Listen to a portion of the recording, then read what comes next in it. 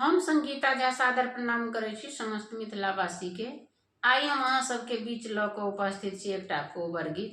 आशा करै छी जे अहाँ सबके जरूर नीक लागत, तऽ सुनू ई कोबर गीत। अगर फेसबुक पर देखै छी तऽ फॉलो जरूर करब, अगर यूट्यूब पर देखै छी तऽ सब्सक्राइब जरूर करब।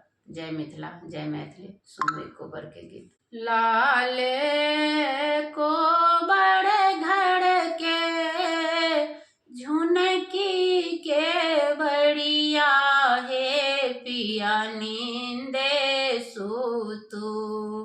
लाले कोबर घर के झुनकी के बड़िया हे पिया नींदे सूतू। कन्या सुह बेटे बुलधेने ठाड़ हे पिया नींदे सूतू। कन्या सुह बेटे बुलधेने ठाड़ हे पिया नींदे सूतू।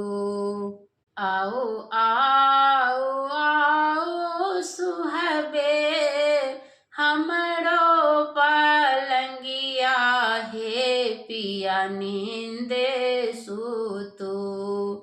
आओ आओ आओ सुहबे हमरो पलंगिया हे पिया नींदे सूतू। कन्या सुह बेटे बुलधेने ठाड़ हे पिया नींदे सूतू। कन्या सुह बेटे बुलधेने ठाड़ हे पिया नींदे सूतू।